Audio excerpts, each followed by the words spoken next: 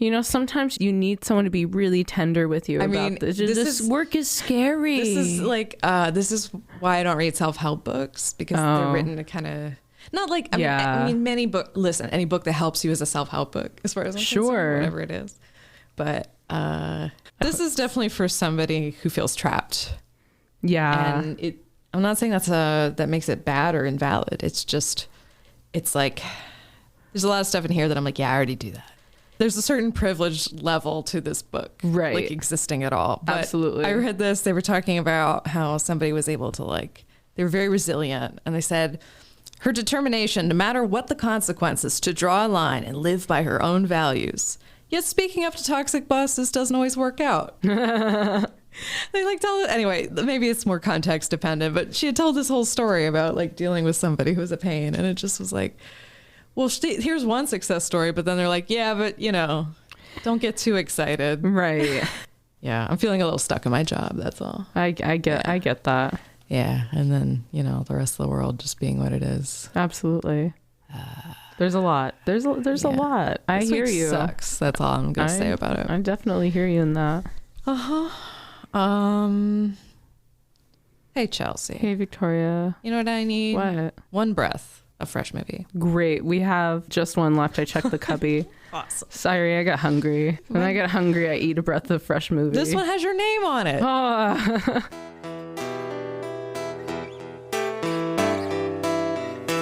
That's a movie I like to see.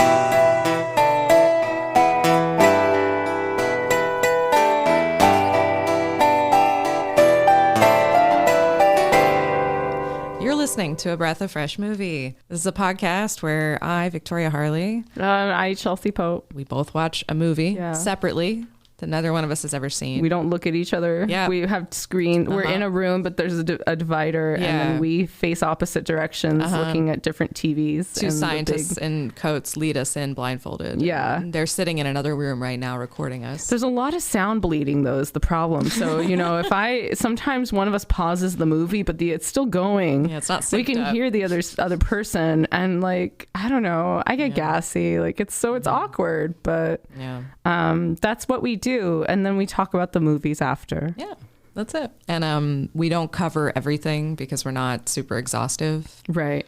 But we will talk about anything. So yeah, so just be careful. Spoiler alert for today's movie that came out 70 years ago. Yeah. Oh no, we're about to ruin the 1961 film The Children's Hour. Oh god, no spoilers for The Children's Hour, spoilers. Please. Don't ruin this for me. Don't tell me how it ends. What did you think of this movie? I want to get right into it. I thought it was good. It's certainly melodramatic, and there's just definitely moments that are there's shots. So there's so many sudden cuts. Yeah. Up close. This felt very Pedro Almodovar. Really? Okay. In a lot of ways. In terms of that, I think in his way, it was what he does feels like the sort of an homage to this type of storytelling in a way. Yeah. This sort of the melodrama. There was a lot of melodrama. You're right. It reminded me of Parallel Mothers even too. Not just the queer aspect of the story, but then you have the aunt who's not there because she's an actor. Right. There's this very open criticism of actors. Yeah. In they're both. That's interesting parallels. They don't respect them much. No, I didn't think about that. That's an interesting parallel to draw. Yeah. And camera wise, with you're cutting really close, or they do. Yeah. There's very specific stylized shots that feel a little bit jarring sometimes in this movie. Mm-hmm. It's funny. I'm struggling to have a visual remembrance of this movie. I don't think I was gripped by a lot of maybe the framing of the shots, except for those critical ones. That's exactly. Those ones that I can remember, the girl, spying, and because the ending was just oh my God. Yeah, right. Really? I know. I was really pissy. It's very funny because I'm just the lady literally came back and did the best case scenario thing. Was I'm so sorry. We're gonna get it. We're gonna put it in the papers. We're gonna do this, and I'll give you all my money, as much of it as you can take. And they were just like, some men in a pickup truck stared at us and the grocery boy was weird. And you think you can just undo all that. I am also specifically thinking about, okay, I mean, the melodrama of like, right, even though everything did kind of work out, it's like, I'm still going to hang myself because being gay is just too hard. It's like, just too, I can't even fathom it in this world. Like, how can I live? Also, too, like, it's like, what the because I read this play and it's very much like an beginning acting or acting school program performance exercise one. You know, there's this one or Crimes of the Heart or like Sam Shepard play, you know, or True whatever. West. Yeah, true. Yeah, exactly. I was literally gonna say True Blood, and I was like, I'm not even gonna. That's definitely one of those plays. The Children's Hour. This doesn't deviate plot wise. Far from that. It just does, I think, aid in certain ways to embellish by showing these outside scenes of like the girl getting confronted or like the doctor quitting his job. Like there's certain extra scenes that colored the story a bit that you watch it live as a play. It feels like a different tone. It's a different style. I'll be honest. I would love to see this staged. I think it feels a lot drier. For sure. For anyone who hasn't seen this film, this is a story about two lifelong friends, Martha and Karen, run a boarding school for girls, right? And when an unruly child is punished for lying, she concocts a story that Martha and Karen are in a romantic relationship. That's the whole story. And like, you know, the whole secret getting, or not secret, but this rumor leads to them losing everything. Yeah. Like all the children are pulled out of the boarding school. They don't have any clients anymore. They're like isolated. Weird dudes in pickup trucks are like pointing at their house. Yeah. I mean, they definitely made people seem really menacing. Like I think the film did a really good job of making you feel the vulnerability. And I know we try to come at this like from our own guts. But I read a review from Bosley Crowther. You remember Bosley? Yes. Yeah. This might reflect how different New York is from the rest of the country. But he's like, this is so silly. Like, they're being so sensitive about this thing that's really not that big a deal anymore. And a lot has changed from 1961 to like when this was first staged in the 30s. Like in 1934, when Lillian Hellman put this play up, it was illegal to reference or mention homosexuality on stage. Right.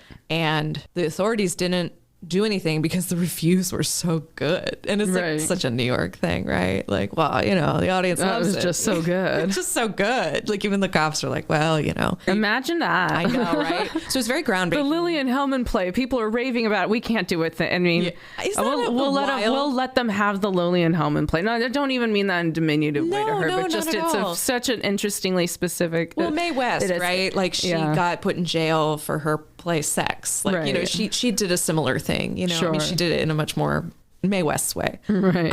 Which is a lot of fun. It sounds like it's definitely. I love Mae West.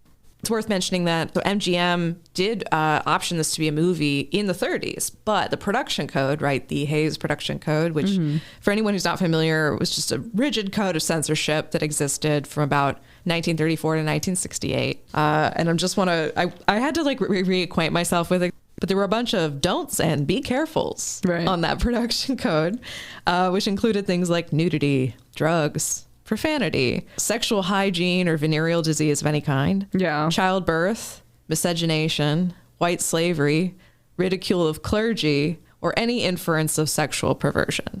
The nudity could also include like in silhouette, like they had all these like specifications. Anyway, so people had to like work around this shit. So they adapted the play into a film, but of course they couldn't mention homosexuality like at all, because that would have been considered a sexual perversion or disease or a crime or all of the things, a sin. It was treated like all those things. So the movie they made, they turned it into like one of the friends is having an affair with the husband to be, you know, and that's it. Like it's more of a love triangle story, and that's it. Yeah. And Hellman actually helped write that version. So we're now, you just talked about the original film adaptation that's before the Children's Hour. Not to clarify, this is a different movie as a different title. Yes, it was called These Three. That's a film adaptation that came out during the time the play was running in that era, a couple years after. The play was in that time period where it made more sense. They have to make this. Yeah, they couldn't make it. That version was also directed by William Wyler, the guy who directed today's version. So he came back to this story almost like 30 years later, and obviously things have changed. He William Wyler, we've talked about him before on our episode about the Little Foxes, but he's got the sort of record for the most Best Director nominations from the Academy. It's a total of 12. 14 actors under his direction have won Oscars. Like, the dude is a legend. So, you know, he's kind of later in his career at this point. Like, he's already established, he's done everything he needs to, and he's still going to do great films later.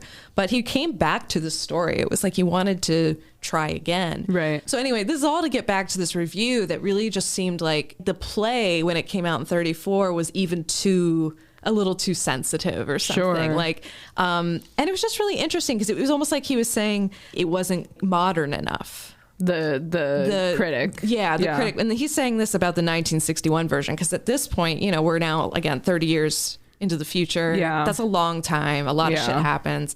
And also, this whole story is based on a set of true events that happened to two school teachers in Scotland. And I wrote the year down. Okay, so in 1810, two Scottish... Which really makes more sense. Really makes more sense. But then is it like, at that point, in terms of updating it time period-wise, is it simply they just wanted to speak in modern vernacular or ish? Not that they're really talking. They're talking in a very Audrey Hepburn-friendly manner. Don't go anywhere. Yeah, even at times with Shirley MacLaine, like, I could see it, like, it was, you know, I really like both actresses, but also that language is like such a specific, that finishing school voice. I don't know. She has, and like Shirley MacLaine has such a much more, like, she's more quippy. Yeah. You know. Yeah. Yes. Yeah. She is quippy. Yeah. So there were certain, like, the flow of some of the lines, and this is also too when you're reading it, or at least when I was reading this play, it's helpful to, like, really understand, like, the time that this ought to be taking place. Well, yeah. And the way that there's, like, saying things without saying things, like you were just saying about no referencing of homosexuality. Right. I mean, it was pushing boundaries, but in 1810, you know, it was the exact same thing, though. It was like a student lied about them having a relationship, and there was a libel suit. And in the reality, in Scotland, these women won. I don't think he's thinking about the Bosley Crowther. I don't think he's thinking about the original, you know, Scottish story. But I mean, he said, here's what he wrote. This was how he opened his review. It's hard to believe that Lillian Hellman's famous stage play, The Children's Hour, could have aged into such a cultural antique in the course of 3 decades. I liked this movie. I did. Except, you know, again, the end, though, and some of it. Yeah, it's very melodramatic, this whole movie. And it's like, I know it's 1961, and, you know, we're even talking about this as a step forward, but 61, the code had relaxed a bit, but you couldn't depict homosexuality unless it was, like, in an unsympathetic or unflattering light. So the fact that, like, she kills herself when she realizes that she's actually gay and that there's actually some truth in this. She has this coming out where she talks about feeling sick and dirty, or, you know, and that's actually a very, like, good moment. I feel like there's a lot of people who go through that still, that kind of the shame, and I wish it weren't so, and it's getting better, but, like, there was something about that felt very relatable. But then again, in the next breath, well, then I'm just going to kill myself. Yeah. And, you know, Karen's character doesn't really comfort her. She's just sort of like, you don't know what you're saying. She's so written in such a stoic way. And I do, to a degree, appreciate that the film does a pretty good job, I think, implying that she actually does reciprocate. And there are I think there, at least what I read in watching the film, I think there were some key moments in juxtaposition to, like, reading the play, at least, where you really don't get anything except maybe it's like she suddenly sits up, or she realizes, or just that she realizes, period. There's something like that. And it's like, you don't really get it. It's very ambiguous, I think, in the play, whether it actually was reciprocated. It felt that way to me. Yeah. At least on paper. Again, I haven't seen this live, so it would be cool to see this live. I think it would too, particularly if, like, that you said it. Or just acting scenes, at least. It's like, and then people, you can, you know, Karen's such, like, a character, you can dial up or down her level of interest. Totally. Like, how much that's reciprocated to Martha. And I liked in the movie that there were these subtle instances. And it makes more sense now, just on, like, a tangible level, like, versus the play. It is very similar how things go down for the most part. Now, I do have a question about the play. Is there a courtroom scene in the play? I don't believe there is a courtroom that's scene. off. So that's always off stage. I'm pretty sure that's the gist of it, but I could be. I mean, I don't know. It's been a long time. Not that this is missing something. It's just that it does jump ahead, and it's very confusing because once the girl confesses, then it just you're right. Like things sort of go back, but I don't know. It's just such a frustrating.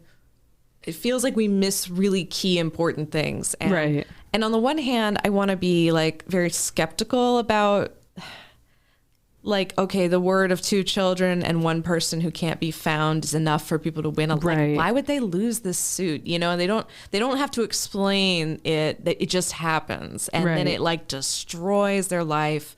And they even at the end have a chance to just start over, but don't. And it's like, I feel like the whole, it feels like, okay, so they can't have a happy ending. They're not allowed. The whole, on a meta level, that is what's happening. In the same way, why didn't Rose and Jack both just go on the door? Like, it's like, it doesn't matter. He was going to die. He was written to die. He had to die. Like, it doesn't matter. But at the same time, yes, I see what in you're the saying. case of this story, I do think like Karen you have the old lady coming in and being like, I'm gonna give you guys all this money and fix everything, and she's like, no, go away. And then the husband or the fiance being like, look, I'm gonna get this other job, we can just go to we'll do this, and she's like, no, you don't want you're always gonna think this now. She's pushing it. She drives him to finally ask if it's true. Is it true? And then she's like, see, we can't be together. Yeah, that felt very toxic. That's toxic, honey. But see, then I'm watching that and I'm like, you know what? Maybe she's doing that because that's her subconsciously pushing him away because she does want to be. That's interesting. I can see that with Martha, and that's makes this way movie. More sense. Yeah, this movie drove that point home in a much clearer way than I felt like the play had, where I could see Karen going scene by scene with all of this, because she wants this life with Martha now. Yeah. I think in a sense it's like she wants to be with her, you know, I think, wants to, and also 2 other little things, like she initiates wanting to go on that walk. And it's, it's like, then it's like those dudes intimidate them, but she does take these instances where, she has been toying from the early on in the film with the other guy, not toying with him intentionally. She does love him, but it's not like the love she has. It's clearly referenced that he's asked her to marry him multiple times, and he's been engaged for like why 2 are they years. Not why won't you? And but what changes her mind is that she does want to be a mother, like she does want to have a child. So I do love but that she part. has always kind of kept him at like an arm's length a little bit, all the way up to this point. I do love there's some part where he's asking Martha, like, don't you want kids? She's like, I feel like I have 15 already. Yeah, like, right. Like, what are you talking about? Yeah. Like, I run a school. That like the ultimate fulfillment. No, no. And there's I haven't seen it, but there's a documentary about queerness in Hollywood called The Celluloid Closet. I think that's the title. I might have fucked that up. Shirley MacLaine is interviewed in it about this movie, and she says something kind of interesting, which is that like we never had an open discussion like about what it was about. So I've read some people report that and say like bullshit, like, and then other people are like, no, it was just they had to keep it that way or something. Right. I don't know. Except I find that so hard to believe with, again, that speech, that sort of coming out scene. It's just so like feels so specifically this. Yeah. So how am I feel like it seems like there's an implicit understanding that maybe everybody came in with that like no one no one brought it up. Yeah, or I don't know. Again, I want to think like maybe it's production code related or something. Like I don't know, but I'm not sure. Yeah, I don't know. I'm not sure. But this is a gay movie. Yeah, it's gay. This movie's gay. It's gay. Yeah. And I go by the theory that they were both gay for each other, but just both had repressed it in different ways. Totally. Because I think too, there's also in this movie, again, this like these filler sort of things with the way things are shot, and some of it's melodramatic.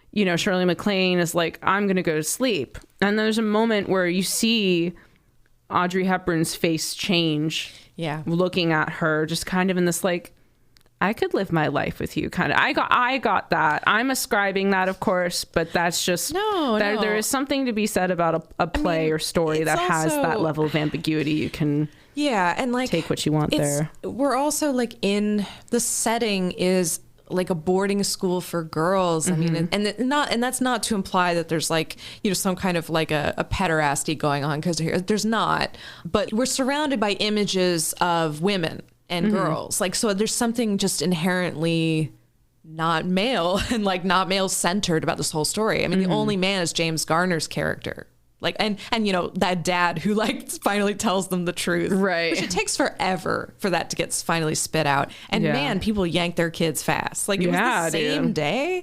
I don't know. It just seemed a little like fast. Yeah. And that was something else that had kind of been pointed out. The other thing is we never actually hear what it is the girl whispers to her grandmother. Like, we hear like her report everything that the audience knows about, like overhearing the unnatural, whatever.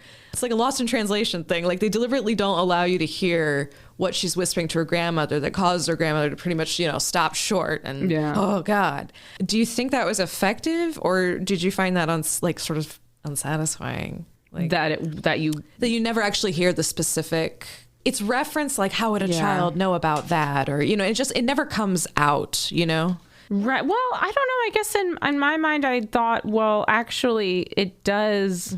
She does, the girl, when she's getting grilled, when Mary gets grilled, is like, well, then we would hear strange noises. You're right. And then, you know, that's when the himbo of the year character is like, oh yeah, what kinds of noise? She's, I saw something through the keyhole. Yeah, I don't have a keyhole. That whole scene was really, I really like that. That is like a very. I like seeing kids get grilled.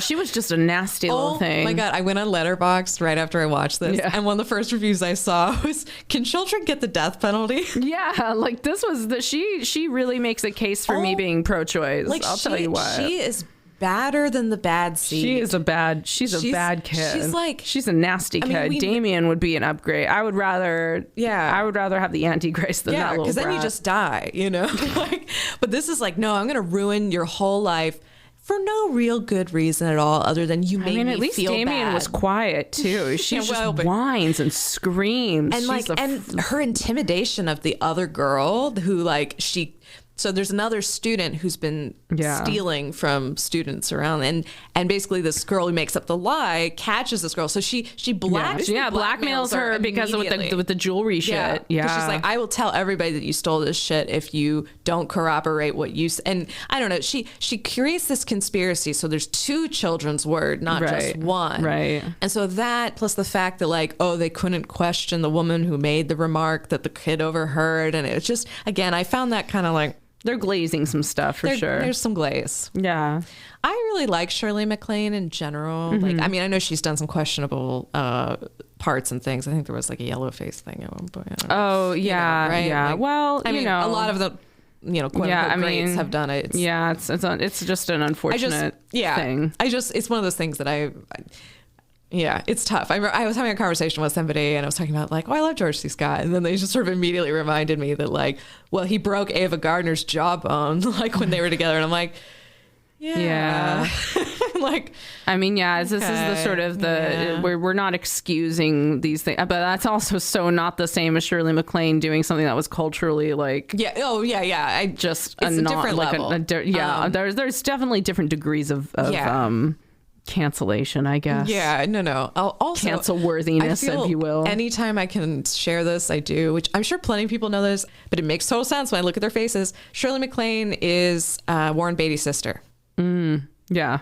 I'm like, they have the same face. They have the same face. How did I not put that together? And it's not a secret. Right. But I'm like, damn, like what a hot brother and sister. You know, good for them. I'm just saying. I love her in The Apartment. No, she's great in that. I think that's like my favorite, hands down. And that's favorite. Like just her delivery and she's the perfect. And the haircut too. Love just it. Her also that back and forth she can have with like Jack like being in something of that pace at that tempo. Yeah. She can hold her own. we've both seen recently Irma la Douce. Yeah. What the fuck was that? That was a weird little one. That was too long. Yeah. It was much too long. The costumes were great. Costumes were really fun. Specifically it was a colorful. I liked all the green. I liked that. It was a very colorful movie. I wanted green underwear after I saw that movie. I was like, oh, that's fun. Yeah, I see how that can work. She had a thing. I see how that can work. It's a gimmick. Yeah. Everyone needs a gimmick. Yeah. Is Mary the little girl? Is she a sociopath, or do you think she's just bored? I mean, I think those can often be comorbidities. That's a good point. I think she's clearly a narcissist or like a histrionic personality disorder. Maybe borderline, like but you're saying, like I think more history. I'm saying she's like a little Amber Heard. Oh, I think that's. Yeah, this is the implication that, of course, I'm. No, I like it. I'm running with based on. I'm just saying she was died. They said it on the lady on the stand was like, yeah, this is histrionic, right, and whatever. No, there's a lot of that. I mean, that's a tough characteristic. So I'm working right now, and on this little tangent, but I'm working on a true crime project at the moment, and I spent the day kind of watching stuff about Susan Smith, the woman who put her kids in the back of the car and then like rolled the car into a lake. Right. Yeah. Which we all know from Arrested Development. Good for her. Yeah, I love that reference. Anyway. Which I think says a lot too, because you have this like super narcissistic woman. Well, she was very much like histrionics came up a lot as a word people were talking about, and how so many of the statements were about me. I was disappointed by this, and like her statements were inconsistent. She also talked to the press like 3 separate times, and each time it was just bigger and bigger until she's finally being interviewed by like Katie Couric on national live TV, shit. And it's just everyone descended on that case so fast. Anyway, it's a total side note, but I feel like little Mary could have grown up to be the kind of woman who maybe kills her children. She's just a crazy narcissist child. Just like just super spoiled, and also just that thing when you're a kid and like she's obviously smart enough to know that she can lie and that she has some kind of out of the mouths of babes thing. Like she's exploiting her. She knows how and when to turn it on and get away with it. Oh, she turned it on. Also, another thing that I'll say is like it. Yeah, this the very very on the nose performance. Like.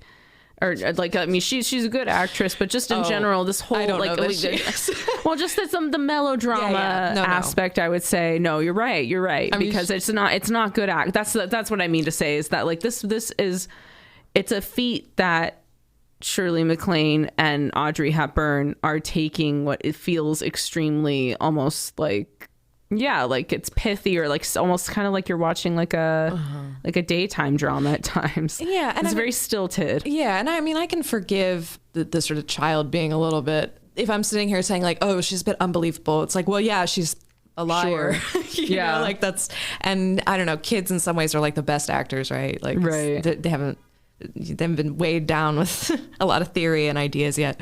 Much more like intuitive, right? At least that's what I hear. Supposedly. I don't know. And Wyler, when we talked about that, by the way, for anyone interested, that's episode 34. Yeah. Play stupid games, win stupid prizes. There you go. Our episode about the little foxes. Yeah, you can hear more about William Wyler and all that, who was, by the way, known as like 40 Take Wyler because he was such a perfectionist. Yeah. In that film, he worked with Greg Toland, the same cinematographer for Citizen Kane. Mm-hmm. Remember, had all that deep focus. Right. There was like a little bit of that in this, but there was like just like, and not in like interesting of ways. I felt like the stakes didn't feel as high in those instances. I know, and but even though their whole life is wrecked, it just like it goes from everything is fine to no one will tell us what's going on to finally, oh, this is what's happening, and this we got 2 people to corroborate it. They're listless in this empty space. Which I don't want to say we've all been in a situation like that, but you know that intense like sadness and boredom together. Like sometimes those things layer on top in the worst possible way.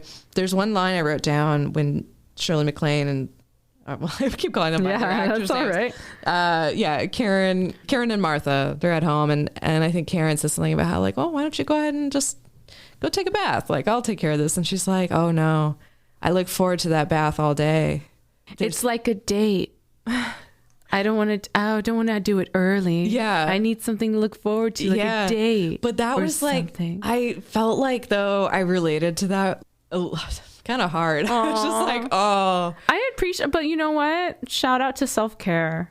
Yeah. Shout out to prioritizing self-care or treating yourself as a luxury. But just, like having to fill time. Yeah. Or like know that, like, if I do this too soon, then what the fuck do I do with the rest of my day? You know, I don't know. That line stood out to me.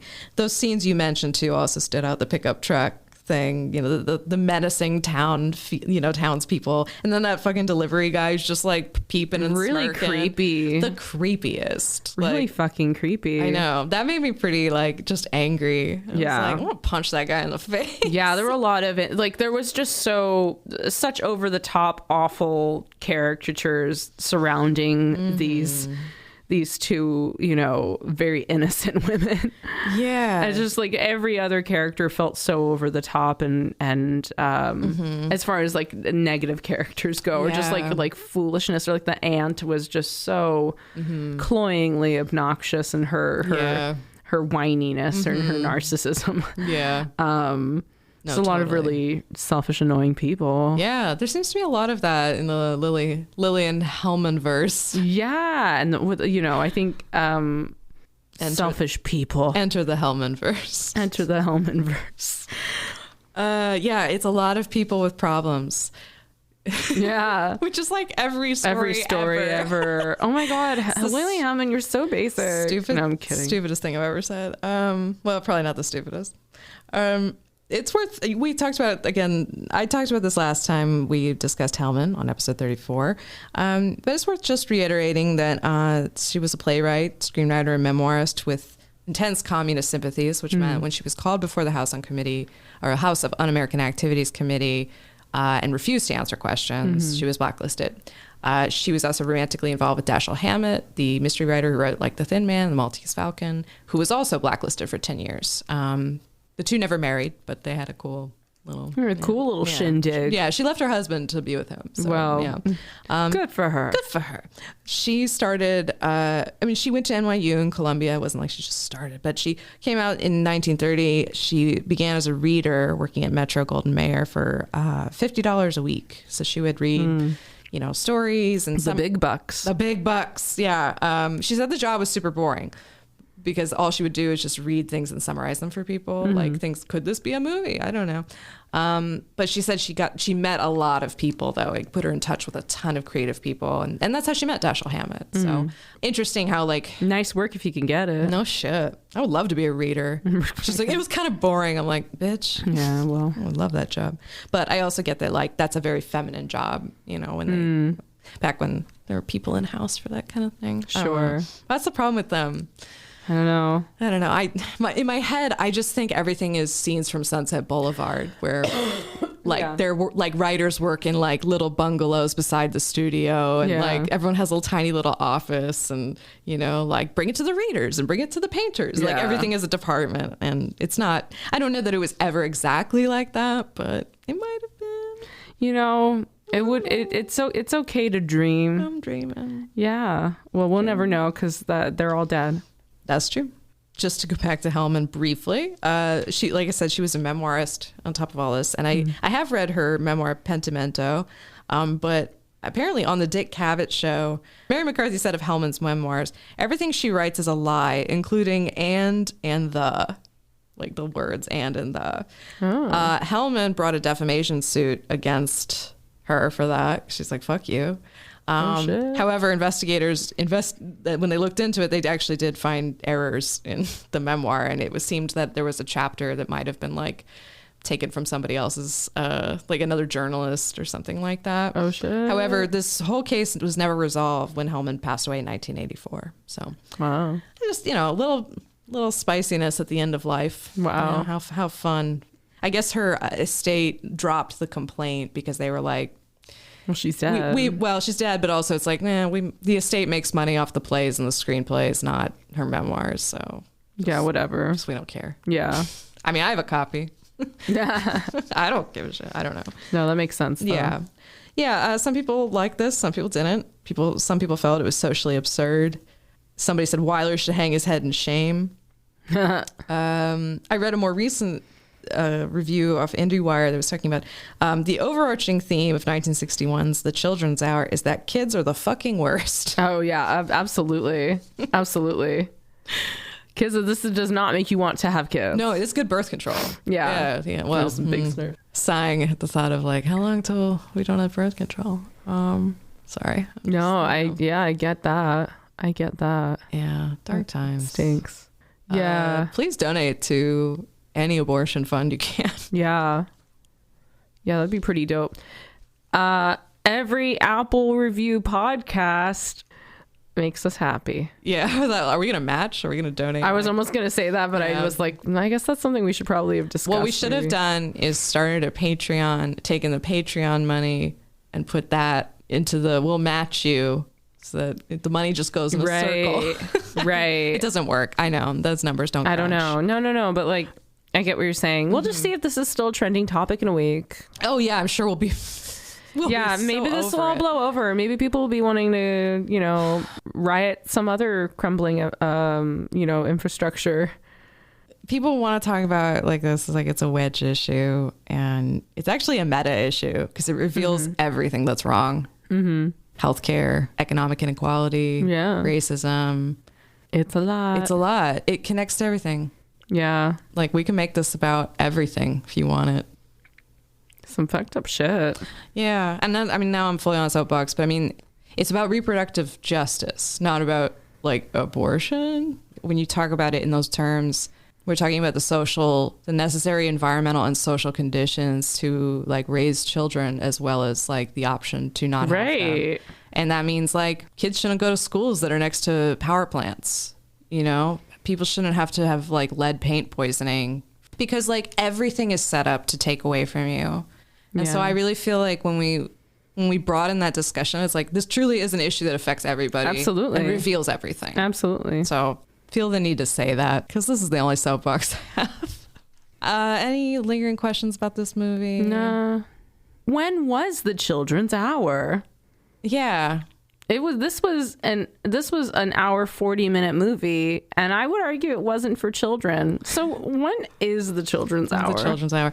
I did think on that title a lot. It's sort of like Salem, right? Yeah. Like when everyone started listening to one time in American history where like teenage virgin girls had power. Yeah. You know what I mean? Like there's some really interesting theories about Salem that like, on top of just the fact that, they were, Puritans, there was like ergot poisoning potentially. And like, so you believe in the devil and then you start hallucinating. Guess what? Yeah, you're going to burn or hang some people. They didn't really burn anybody. They hung people, but some shit. One guy was crushed to death by stones. Giles Corey. Damn. Yeah. Rest in peace. Kept saying more weight. Would not confess to being a witch. Oh, man. This all feels very related to me. I'm just gonna put that out I think this all is very related to The Children's Hour. Press me to death with stones, please. Yeah. This got really dark. I'm so sorry. That's all right. If you were going to nominate somebody as best supporting player, do you have she was awful, but I would just nominate Mary. Yeah, I don't know. I hated that. I don't even want to give her the satisfaction. I get that, but I also don't want to give James Garner the satisfaction. Because I didn't feel like apart from questioning the child, which I did love seeing that. Sure. I liked when he grilled the girl. That was good. But he ultimately kind of wasn't. I don't know. I liked when he spanked her. Not like in a sexual way, you weirdo, no. you friggin' pervert. Sorry, yeah. No, but I really liked when he was like, you little fucking shit. Like, he didn't say it, but he was just like, man, fuck this kid. I love it. Because he's like a doctor. Like, and then, even then he was just like, fuck this kid. Yeah, do no harm. Whatever. Spanked her. And then I loved the camera cut. She's like, it was so dumb. Very melodramatic. Oh, it was so dumb. Then he thought the kid was going to chase after him, and he was like running at the door. Okay, we gotta go. Like, he's gonna get my award. He gets your award. Scene. Okay, all right. He gets my award for best supporting because I love the whole spanking situation. Excellent. It wins you over with him. You know what I mean? That's true. I think I won me over. I did like that. She kind of forces him to fail a bit, as we discussed. But I did like that he stood. She pushed him away. She fully was pushing him away. Right. And he wasn't even wanting to go at the end. She was just like, a few weeks, he won't be back or whatever. Yeah. But he was even there at the funeral. It's like, it's almost like no one just, None of this had to happen. She's continually keeping everybody away from her. Like, is isolating So Karen herself. is really the problem here. I mean, she can't give Martha the support she really needed in her weak moment. She pushes away the fiance. Yeah, she's kind of the most annoying. I definitely find Audrey Hepburn annoying. Not in everything she does. She can be adorable. She can be very cool. Yeah. She can be many things. Yeah. But there's just something sometimes that grates on me. Sure. It's like this melodious way of speaking. That's sort of, I totally get what you're saying. Yeah. In a lot of ways, I feel like Rooney Mara is the perfect translation in terms of my feelings of like a current actress who I don't have anything against her. No. And I know she attaches herself and does well in like I mean, yeah, exactly. She's like to good projects, things that are like big sharks. Yeah, exactly, to good meaty sharks, Lots of parasites. Exactly. She's one of those little birds in like in the head of a hippo or whatever. Yeah, I love these animals. Yeah. The symbiosis. But she's also, good, but also I don't love it. Yeah. Like, it's just, I don't have anything for her. I don't have anything against her. I know what you're saying. She's adequate. I think she's great. I think people have to connect to a performance. Like, you can't just be told this person's great. She's been so like default put into these she's been in a lot of things. But she's usually like the girlfriend, or she's usually like she's easy as like this. She is an object of. She's a more elevated like Zooey Deschanel type of girl for the hurting guy like type of figure. Or hurting, woman in the case of like Carol. Yeah, that's like the only movie. And this feels very like Carol. This is, if you thought Carol was melodramatic or whatever, it takes a page out of The Children's Hour. Oh man, this one moves pretty quickly and feels plot driven. And yeah, I mean, if we're gonna compare pacing, there's actually the Children's Hour actually. It's swift. Yeah, it actually at least has some movement to it. Yeah, but Carol is is gorgeous gowns, beautiful gowns, gorgeous gowns.